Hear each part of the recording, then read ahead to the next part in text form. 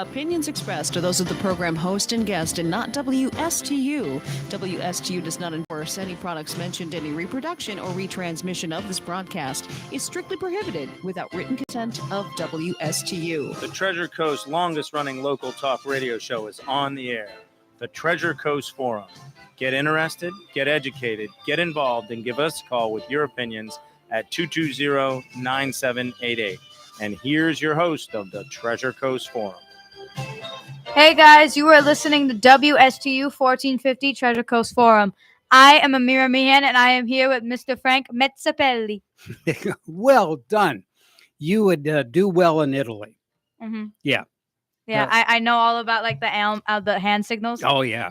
Mm-hmm. There's like the almond-shaped one where it's like, you're crazy. Yeah, pazza. Yeah. Pazza. Mm-hmm. Then, that's the only one I know. Ah, well, that's all you need to know.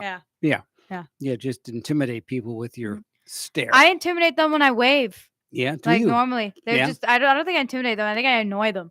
Because they're like, they know I'm American if I'm smiling and waving at them. Ah. Yeah. All right. There's that. Yeah. Okay. So remind our audience who you are, what you do, and the new item that you can add to your resume too now. You're a varsity. I'm Amira Meehan. I breathe most of the time. Well, pretty much all the time. Yes. Because I have to. And I am now a varsity bowler because I'm not athletic, but I want to have fun doing something where I can move something. Okay. Yeah. Great. And you go to South Fork High School. Yeah, I do that too. And you're in the AP program. IB program. IB, yes. But I have taken AP courses. Okay. Advanced placement. Yes. Mm-hmm. Cool. AP is easier than IB. Is it really? Oh, it is. It's so much easier. Oh my God. AP Caps. So like I took the 4 AP classes and they were harder ones. They were human geography, government politics, world history, and psychology. And I barely even had a good teacher that taught anything for 2 of them. And I still got 5s. Where there's a will, there's a way. Yes. IB, it's impossible to have a will and a way. You need at least something to fall back on, something to guide you, because it's so much. Whereas AP, it's just pass the exam. That's it. So easy. So what about guidance counselors? How do they weigh in your life? I don't really use them because. But they're there. They're there. Yeah. But I feel like they're more there for mental health and more basic things. We have an IB coordinator. There's only one. Mm-hmm. And our teachers and stuff, they're pretty good. We have a strong IB staff. All right. And they're really mentoring as much as anything. Kind of. I mean, I don't want to be like them when I grow up, so I wouldn't call it mentoring. Well, finding what your sweet spot is for your goals, your direction, and then they would help. Yeah, they help you with the IB stuff, definitely. Cool. Yeah. Nice. And youth and government is part of what you do. Yes, I do youth and government. Yes. I've started Treasure Coast Model UN delegation that hasn't been moving. But it's an open house. I met this adult, and she seemed very different than all the other adults. She looked very professional, gave me a card, and said, "I will get you to Washington, D.C." Nice. And I started kneeling and worshiping her. Kissing She's a ring. My hero. Yeah, I was kissing the gym floor. Well done. Okay, good. All right, so you brought a paper with you. Yes.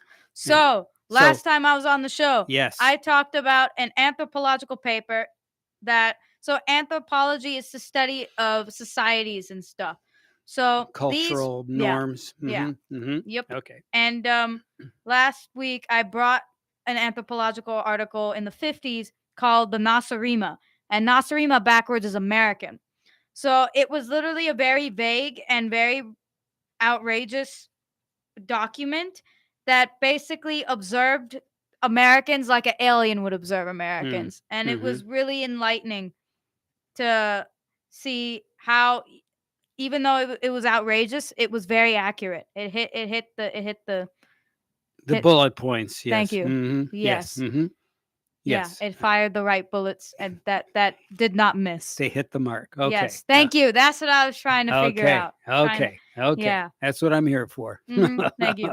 So this one was made in the 90s, and it's called the Nasarima and the Soro. So Soro backwards is tourist. So a lot of this is gonna deal with Americans and their country and how they feel about other countries, and just overall, it does cover other societal things as well. And I think it's really adorable. Like there's one where it says the Nasarima pray to their totem animal, the eagle, or thank the spirits of their founding male ancestors. They did this by singing sacred songs in unison before they engage in ritual combats called strops. Strops or sports. Ah. Yeah, Hmm. those are the ritual combats. Okay. I totally get the sacred song unison thing with the pledge. The pledge does not feel like the national anthem is different, but the pledge, not many countries have something like this. And I have seen a bunch of videos of people from other countries reacting to the United States pledge where they're like, I pledge allegiance to the where we're all saying it in unison, and it's very creepy. North Korea does it. No other countries do it. They found it really, really creepy. Foreigners find it very creepy, and I kind of do too. And I never mean a word I say when I say the pledge. National anthem, that's nice because it's a song. That's fun. Everyone loves songs, and every country has one. But the Pledge Well, of we Allegiance should is break it. always We weird. should break that down one day. Mhm. I've Yeah. got a video I can put up next week for you Mhm. that that you would appreciate, and it's broken down so that you can fully appreciate what the meaning is. The Oh, I problem- love the meaning for the national anthem. No. I'm not. I'm talking about Oh, the pledge. the Pledge of Allegiance. Yeah. I just don't think the unison thing is. Ugh, I don't know. I find it weird. Well, it's what you do as a cultural group, as a Mhm. societal group. You know, Yeah. we are, one nation under God, but we Mhm. are in e pluribus unum. Out of Was that many, a Latin thing? yes, Yeah. it's on your money. E pluribus unum, which is out of many, one. It's Latin. I love how we Americans know nothing about their country. Yes, Yeah. that is by itself frightening, and Yeah. it starts at school. Mhm. Mm. We say the Pledge of Allegiance, but we never. That's it. Don't We don't break go- it. You don't break it down, right? Yeah, we had a debate in history about should the voting age be lowered to 16, and there's a whole thing. We can talk about that right after Yeah. this Nasarima thing. Sure, go ahead. So, basically, it exposed the office types of working back in like the 90s, where a lot of them got office jobs, and I mean, nowadays there's a lot of mental health and you self-care stuff and to work at a place that you love, whereas back then most people just work where you get more money. They're talking about how the Nasarima spend long hours inside a large box where they sit behind long pieces of wood on which there are piles of bleached leaves covered with small symbols. And by the end of the day, the Nasarima had to move these leaves from one side of the wooden surface to the other, making sure that all the symbols were in their sacred order. The Nasarima who did this well were then allowed to go in places called Soros. So Soros is Sports. Or- no. It's stores. Oh, stores. Yes, shopping. Yes. Yes. Because money. It's all about money. That's why we move paper around. And then another thing that I really found interesting here is that it says very few Nasarima knew where the food came from or how it got there, and most didn't even bother to think about this. The food was just there. It always seemed to be there, and so the Nasarima knew that their leaders and gods indeed had powerful magic. So this is it shows ethnocentrism and nationalism. There's a huge difference between patriotism and nationalism. Yes. Patriotism is when you love your country. Nationalism and ethnocentrism and all that stuff is when you think your country or your race or ethnicity is better than everyone else's. That was Nazi Germany. Oh yeah, Nazi Rover. Germany was Yeah. definitely there, but it's still here. I think every country has their own nationalist or ethnocentric group. But then this also reminds me of outsourcing, of how all these Nasarima Americans, they keep getting these products and stuff, and they never question where it actually comes from.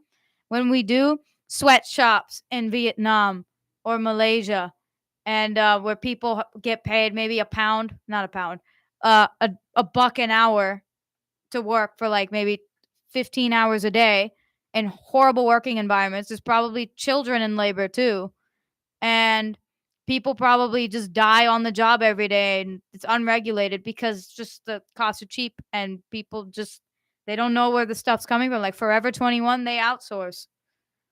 All those little shirts were sewn by the bloody hands of a single mother who is trying to make ends meet to feed her children. And then people just buy the shirt and they don't care. But yeah, that's how it is. Life goes on Yes. here in America. Right. And then there's another thing where they talk about how there's a generational gap, and how the Nasrima like to send their children to school because they don't want to be near their children, and they send the old people to nursing homes so that they can have their me time and stuff like that, which is very accurate sometimes. With school, not so much because that's law, but with nursing homes, it's a sad reality that a lot of people leave old people, maybe not in the best nursing homes, like some bad nursing homes, just Right. because they want to get rid of them. Right. It sucks. Too much trouble. Yeah, Right. it absolutely sucks. Yes. And then they're talking about how the Nasrima leaders take as much sexat as possible. Sexat is taxes backwards. I know. They have a weird name. Yeah, taxes so they can get from the people, and the people generally went along with it because they felt that having to give out taxes was a natural and inevitable and unavoidable as dying. Actually, the Nasrima did not like taxes at all, or being mortal, or the fact that they had to give even more taxes when at last they did die. But their usual reaction, as one of their popular storytellers once said, was just to shrug, apply their favorite pain-killing device, the noisy velvet, which is television backwards. Yeah. So, yeah. Okay. Yikes. And then back here, oh my, this is so funny. The Nasrima would send messages back to their distant relatives, folding these up inside. So it's talking about these thin leaves. These are envelopes. Thin leaves on the outside, of which they put small pictures of revered mythic figures, such as their great spirit, Silvley, Elvis, backwards. The okay. great spirit, Elvis. Okay. And they're like, they make pilgrimage to his home in Yes. Los Angeles backwards or whatever. Well, actually, that's Or in something. Wait. it's in Kentucky, I believe. I think, wait. I don't know how this it's a very, wherever Elvis is home, just imagine that name Yes. backwards, and that's what's written on the paper. Right. They took great pride. So it says, while the Nasrima generally took great pride in their culture, they were also uneasy and restless about it, and unsure whether people in other tribes might be enjoying some things that they didn't even know about. This insecurity led to a great paradox in the Nasrima way of life. The paradox was that the Nasrima liked to leave the homeland. They loved so much in order to search for clues to a better life. So there's a hypocrisy that all these nationalist Americans think America's the best country ever, but at the same time, they want to leave and go find something better. So subconsciously, they know it's not. Oh, okay. It's like this paradox. That's what it's saying. Okay. That they say that they're the best, but then they want to globalize and go around other countries and reap the benefits from there. Like, let's use sweatshops in Vietnam, or let's get oil from another country. But then they still say they're the best. They don't need anyone else, even though they really do need everyone else. And they did this traveling among strangers who ate unusual foods. And what's insane, though, is another hypocrisy thing, is that the Nasrima Americans would criticize other countries for not being West enough. But when they get too West, they criticize them for not being traditional enough or unique enough. I definitely see that all the time. Like when a tribe is untouched and you see like a video of them maybe eating pig intestines and stuff, Americans will just immediately cutthroat it. Let's send missionaries. Like in history, they'd send missionaries, or they try to convert them or whatever. But then when the countries all of a sudden have McDonald's everywhere and they're all westernized, and Americans start criticizing them for being economic competition, or it ain't cool because we want to tour other countries because we want to see things other than America, not like another extension of America. So a lot of hypocrisy over there. And so, yeah, that's pretty much. Oh, there's a lot over here too. They talk about the hypocrisy of the third world. So it says Elbon Sagavas, that's savages, noble savages in the back. And they talk about hamburgers, but it's reg rub ma. I know everything's just backwards. It's really cool. It has, if you want, I don't have to read that because I already explained it out loud. Okay. But here's another thing. Though the Nasarima sometimes criticize the foreigners they meet when they were on tours, in their heart of hearts, they truly think of themselves as helpful and understanding people. They like to send foreigners gifts containing lots of their green leaves with the patriarchal pictures, as well as examples of such national treasures such as music and their films and their books. In that spirit of helpfulness, a Nasarima once made up a list of suggestions for how foreigners should act when they meet a Nasarima tourist. Hmm. They're like, try to speak. Number one is try to speak to a Nasarima in their own language and not yours.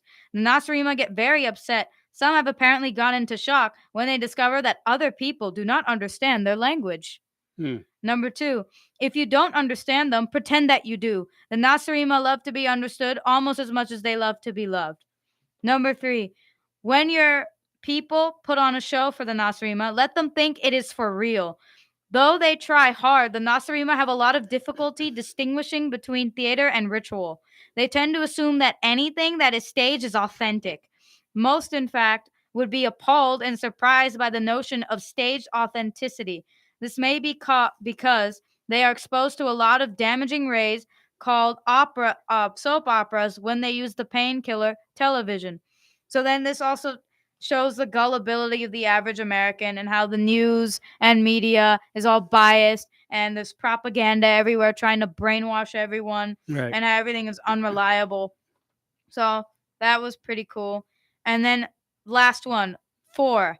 Finally, remember that each Nasarima tourist is on a quest for happiness and enlightenment, and that they have given away a lot of patriarchal green leaves to achieve these things and visit you.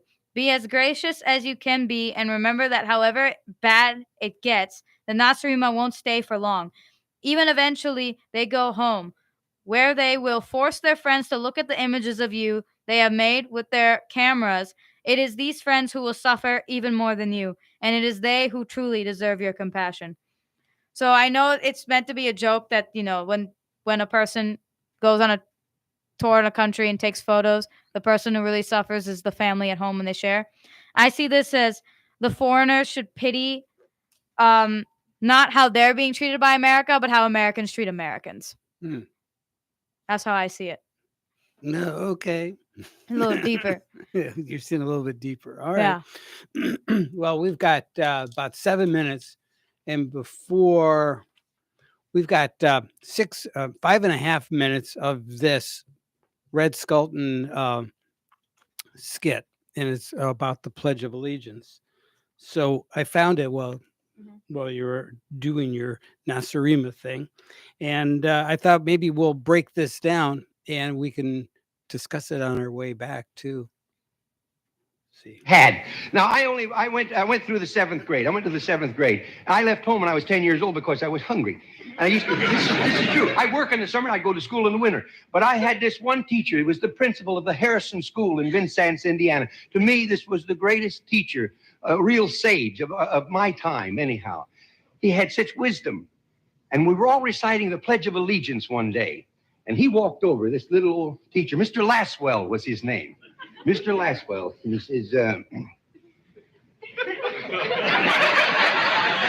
he says, I've been listening to you boys and girls recite the Pledge of Allegiance all semester, and it seems as though it's becoming monotonous to you. If I may I recite it and try to explain to you the meaning of each word? I, me, an individual, a committee of one, pledge, dedicate all of my worldly goods to give without self-pity. Allegiance, my love and my devotion to the flag, our standard, Old Glory, a symbol of freedom. Wherever she waves, there's respect, because your loyalty has given her a dignity that shouts, freedom is everybody's job. United. That means that we have all come together. States, individual communities that have united into 48 great states, 48 individual communities with pride and dignity and purpose, all divided with imaginary boundaries, yet united to a common purpose, and that's love for country. And to the republic, a state in which sovereign power is invested in representatives chosen by the people to govern. And government is the people, and it's from the people to the leaders, not from the leaders to the people, for which it stands. One nation, meaning so blessed by God, indivisible, incapable of being divided, with liberty, which is freedom, the right of power to live one's own life without threats, fear, or some sort of retaliation. And justice, the principle or qualities of dealing fairly with others. For all, which means, boys and girls, it's as much your country as it is mine. And now, boys and girls, let me hear you recite the Pledge of Allegiance. I pledge allegiance to the flag of the United States of America and to the republic for which it stands, one nation, indivisible, with liberty and justice for all. Since I was a small boy, 2 states have been added to our country, and 2 words have been added to the Pledge of Allegiance: under God. Wouldn't it be a pity if someone said that is a prayer and that would be eliminated from schools too?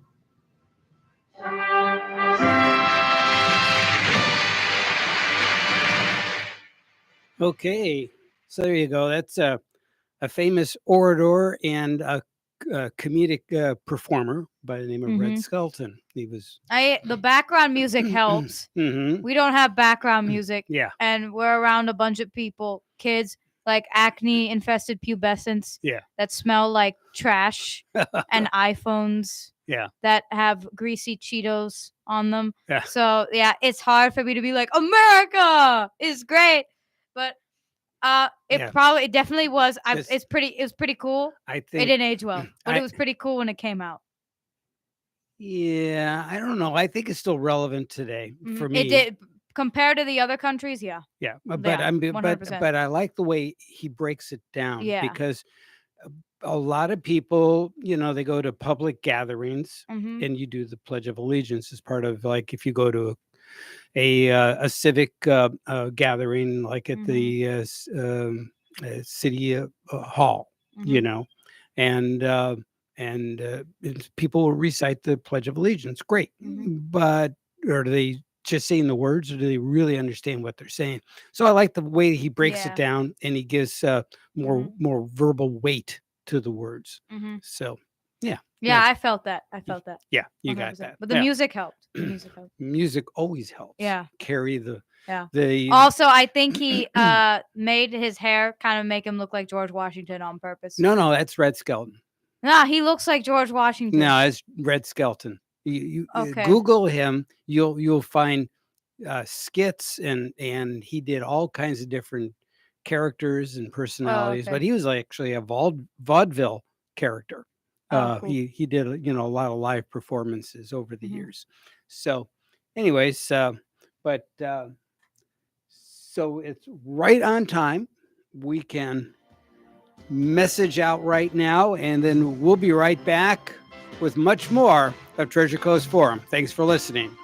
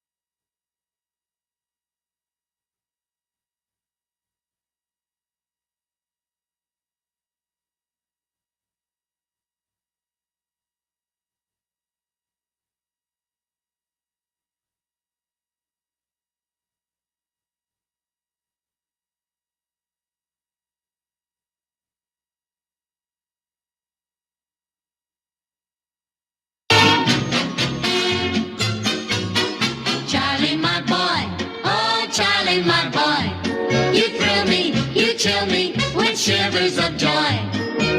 You got that kind of sort of bit of a way All that right. makes me, tell me what It's your shall I say? favorite Yeah. Andrews Sisters. You remembered. Yeah, of course. Whoa, Yes.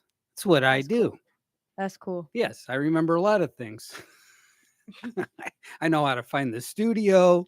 I know how to find my socks in the morning. I'm You good. know how to do that? Yeah. I'm kidding. I know how to do that. too. Good. I'm not that hopeless. No. I actually find it the night before and put it on, so I don't Well have to find it in the done. morning. Well done. I do that when I have to when I have a extremely early morning, Mhm. schedule where I have to be somewhere like at 6 a.m.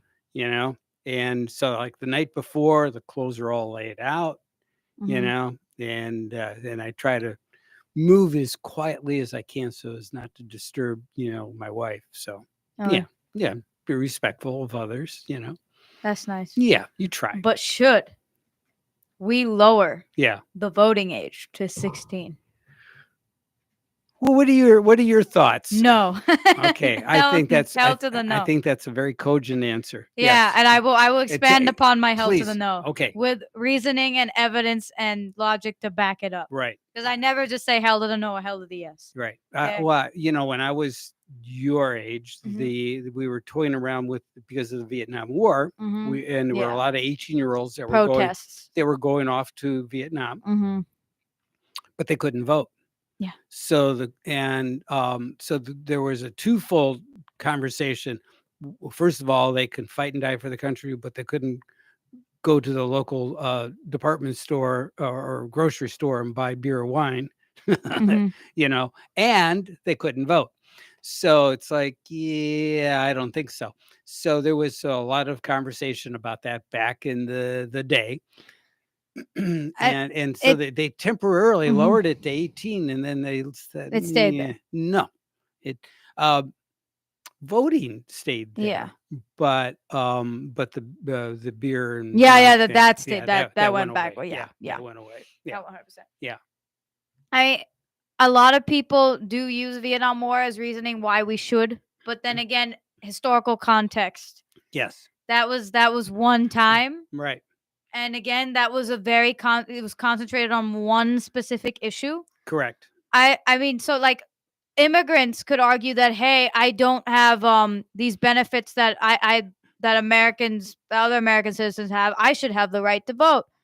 See what I'm saying? Mhm. It's too specific and it's not that simple. Also, in addition, with voting, 16-year-olds, I can't stress this enough, are not neurologically developed yet. We still have acne. We're still figuring out why hair is growing in some places. Okay? Yeah. We hardly even know about our country that much either. Like I didn't know the pluribus numen thingy. E pluribus unum. See, I don't even know how to say it. How Well, can I vote? It's How could I it's vote? Latin. Yeah. Hmm. Yeah. A lot It's of a kids don't know that. dead language, but Mhm. well, it's a root language for Mhm. many of our Yeah, Western words. yeah, 100%. But that's on like the money. You know what I'm saying? Yes. And a lot of kids, 16-year-olds do handle money. They work and stuff. That's Right. another argument why they should be able to vote. They work, yeah, but they don't even know what they're doing with the money. Right. And also, So now they're developing robots that can perform most of the duties of the school work. Yeah, Yeah, school kid work. Yes. But yes. it's Which not just about doesn't bode well. neurological development per se, but in addition, kids don't really care anyway, and not just about not caring about politics. There's Is a disconnect? it's just everyone is where kids get the news. Think about this. Where they get their information. They don't watch CNN, they don't watch Fox, and I'm not saying those are the most reliable sources in the No, world. of course not. But they're looking at TikTok. Right, Now, I which mean, is very fringe. yeah, that's a little worse. Yeah. So yeah, they don't know where to get the best sources, and there are civics literacy courses, but those don't teach the critical thinking and the fundamentals you need to know how to have an informed vote. I took the civics literacy exam. It's how many branches are there in government? Who's the first president of the United States? What's the First Amendment entail? It's basic foundational stuff. It's important, but just because you know the First Amendment doesn't mean you'll be able to be informed enough to vote. These are questions that they would ask immigrants that are applying for citizenship. Citizenship. Yes. Yeah. And another thing, 16-year-olds, most of them, majority of them, live in the house. They don't work. Some of them will, but they work in a environment where it's not exactly the normal type of working standard. Mm. They get paid less, they work less hours, and they probably are shadowing somebody. So everything is given to them. They don't really know how to handle a bank account or any of those things. So usually when issues arise, kids will probably only know very specific things that affect them, like the Vietnam War thing. Yeah. Very specific things. And they're free to protest. So I Right. think that's enough. That's good. You have a voice. Right. But yeah, students, they won't be able to. There was a huge outcry for lowering the voter age because of school shootings and how gun laws affect kids just as much as they affect adults, and that Mhm. kids want a voice in that. Mm-hmm. So that is true. But you could always protest, and that's a very, very, very, very specific thing. Oh, I had something in my brain, it just flew away. Well, that happens. Wait to get to be my age. I'm so sorry. That happens with a greater rate of frequency. Oh wait, Yes. go on a tangent about what you think about the voterization. I'll probably All right. remember Well, it. so yeah, I think that the thing is about the voter age is that you're exactly right that that the brain isn't developed for a lot of those um, decisions that have to be made on a broader not only just an intellectual. Thank you, I remembered. All right. You were improvising, right? Yeah, well, yeah. I thought you were. Well, I'm sorry, keep but, going, No, keep but going. but the larger point is that Mhm. That people try to people want to have a voice. They think they know the answer. Mhm. Point of fact is during the debate with the presidential debate with Vivek Ramaswamy, Mhm. Vivek, he the main criticism of him by the other candidates was the fact that he was so young and that he I think Chris Christie referred to him as Chat GPT. I remember that. Yeah, and so because his answers were they were clear, concise, but they're canned. They were products of already known spoken thoughts, not necessarily New things. his own intellectually developed He's thoughts. playing it safe, probably. Well, he's so the argument is that he was so young Mhm. that he couldn't possibly have the depth of knowledge and skill. Oh my god, I don't think So- that's true. But that was the argument that was being made Yeah. on the stage that night. I mean, of course they say that. There was a lot of unprofessional Well, they were things trying that to. happened. They were supposed to separate themselves and distinguish themselves. I against love the how others. Trump wasn't there, but he still got the most support.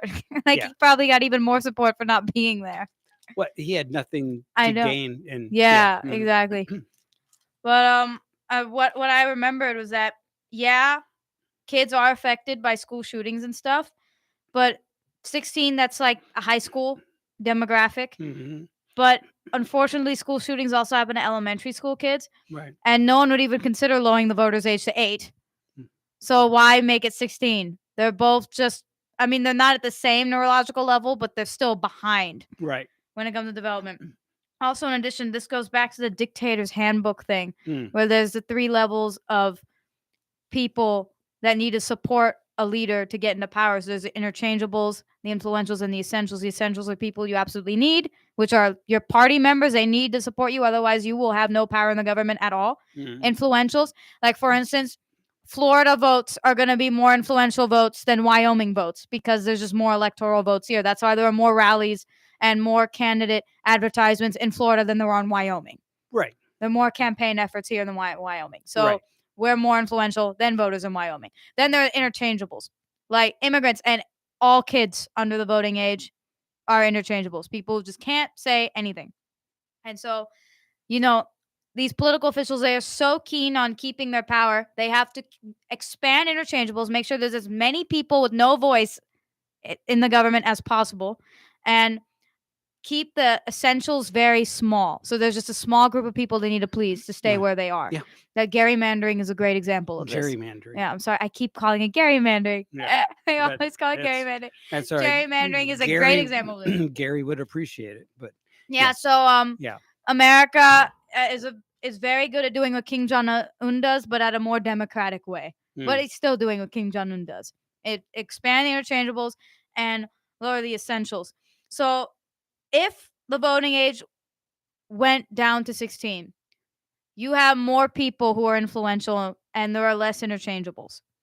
Now, even though the votes are going to be messed up, because I'm pretty sure most kids, they're not going to be informed enough. They're going to vote Right. out off of whims, bets, or possibly do what their parents are doing Or what their teacher suggests. or what the teacher suggests. But that's still more votes, increase voter turnout, and that will in some way limit government candidates and officials' control over maintaining their power. It Mm. will do that. But then, in essence, you're fighting government with stupidity, and it's just fighting corruption with corruption Mm. in a sort of way. So it's not gonna be effective because you'll still be stupid. There's still a bunch of more people who are gonna be stupid enough to, instead of electing a manipulative and selfish leader, they're gonna elect a stupid leader. So I don't know which one we'd rather have, a selfish one or a stupid one. Okay.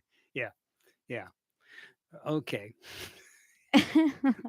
This is a good opportunity for us to take a regulation timeout, our last one of the evening. And you want to toss it to Rocky and Bullwinkle? Tossing it to Rocky and Bullwinkle. All right. And now, Hey, Rocky, watch me pull a rabbit out of my hat. again, Nothing up my sleeve. Presto! wrong hat. I take a 7.5. Now here's something we hope you'll really like.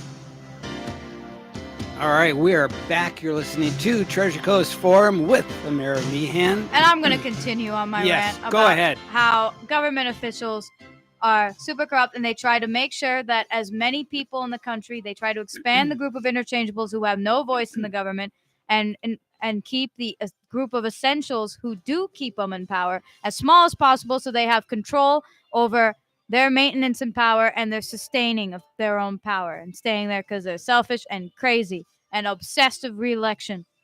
Yeah.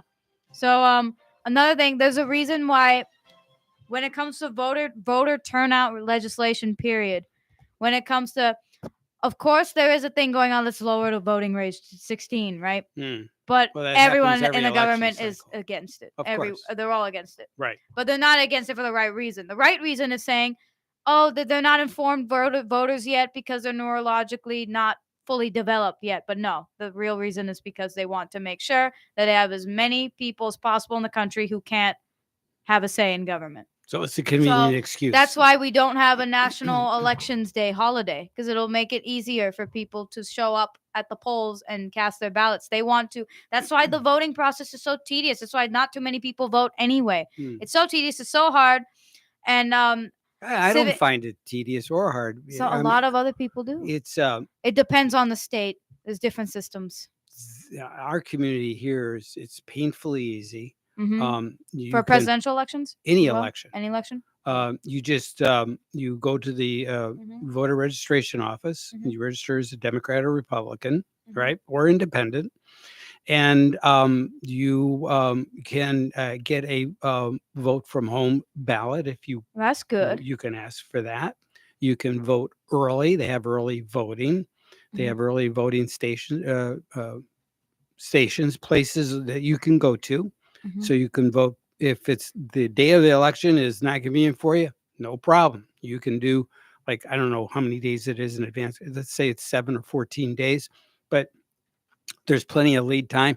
And if you can't get in, no problem. You fill out the ballot at home and you can either put it in the mail Mhm. or you can drop it off right at the elections office. Every state it's different. There are some but states that have it's- problems though. There, it is so easy. It's so easy. It is virtually impossible to say it's inconvenient. Yeah. Because Yet the voter turnout is so small. in Martin County, it's not bad. It could Mhm. be. It could always be better. And I think there's a lot of apathy. Now, Mhm. apathy is a whole nother can of worms, Mhm. and we can always chat about that. But Oh yeah, apathy is 100%. yeah. I'm one of those apathetic people. that. Yeah. And I think Also, I that- can't vote yet. But anyway. I think that's part of that interchangeables. Yeah. That Yeah. dynamic that you're speaking of. I think maybe why the American country spends a lot of money on the entertainment industry, come to think of it. Compared to other countries, Right. we spend a lot more. Right. Entertainment industry is huge here. Right. And I think that's I think that could function to kind of feed the apathy, because then you can just distract yourself with It's a- so many other it's- things. Just like your phone can be a distraction, Everything. I think the entertainment is a distraction. Yeah. People will rather than engage in. Maybe politicians are boring on purpose for this very reason. No, I mean, yeah, I mean that's the big knock on DeSantis, and I don't find it, because he is more of a tactician, Mhm. right? So he's technically astute, Mhm. and he understands the issues, Mhm. and he is fully briefed on and most things that's under his purview, And he seems brutally honest. and he's brutally Yeah. honest, and he doesn't accept nonsense. He just doesn't have Yeah. any patience for nonsense. Other politicians and he doesn't smile a whole lot. Mhm. And this was a big knock, but and it could be he's just very deep contemplative person, Mhm. and he's never had to smile to look more accessible. And Yeah. I think and so we're an interesting culture, and that there's just so many dynamics that you have to check those boxes in Mhm. order to get that popular, warm and fuzzy experience, Yeah. But go ahead with your thought. I could get that experience from a hug. Yeah, yeah. I Well, don't need and- to. Yeah, I don't need to go into politics.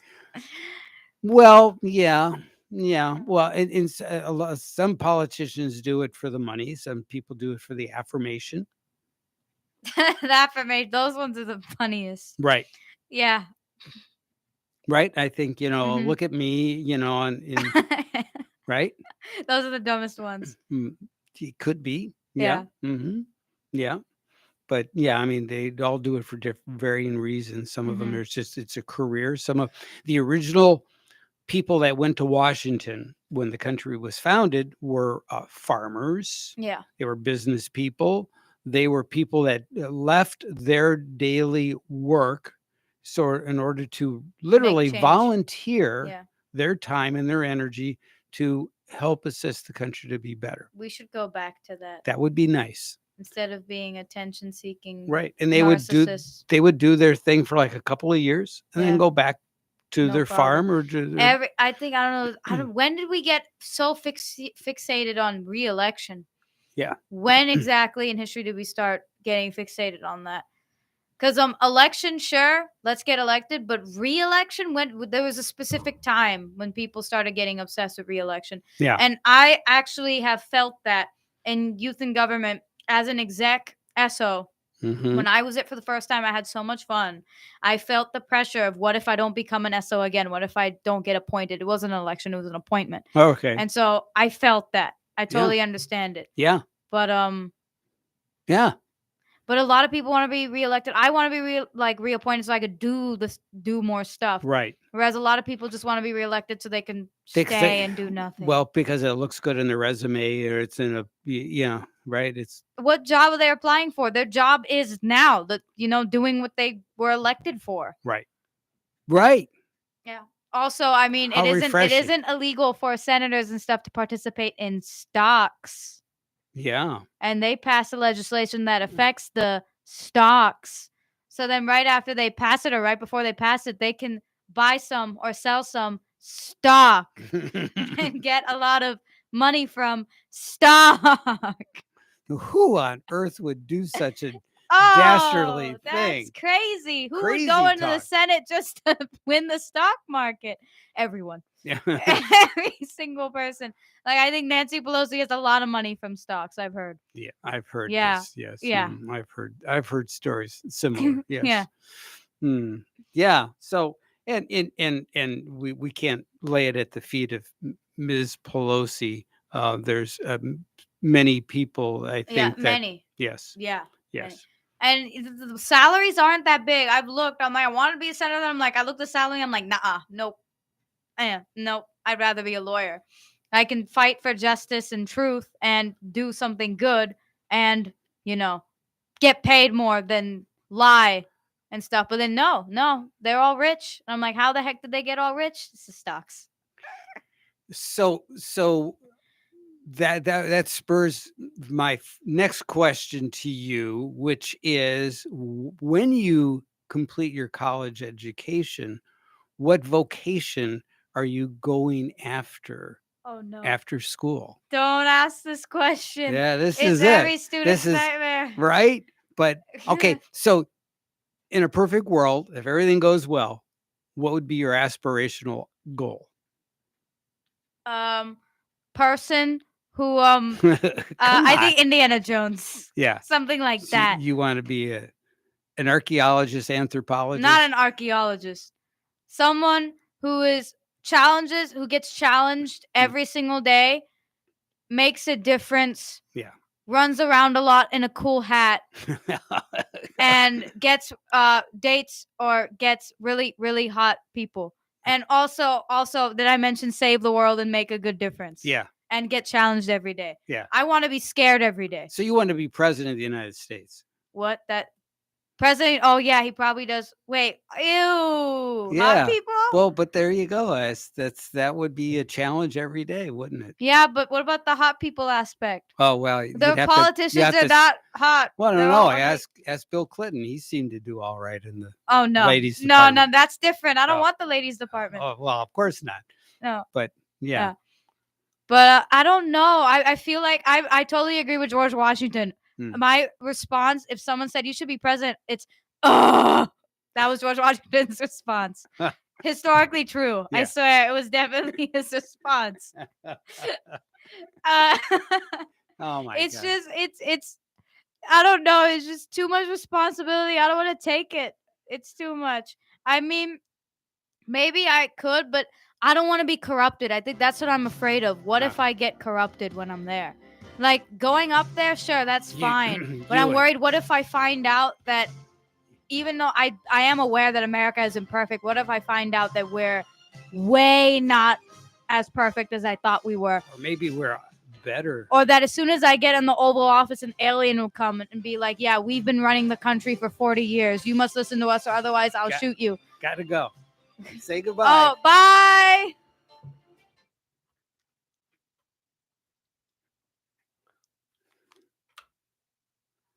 Okay, I have to delete that. Huh? Or you have to delete the alien thing? No, I had to delete one of the commercials. We're gonna exit. Yeah, we're gonna exit a little bit late.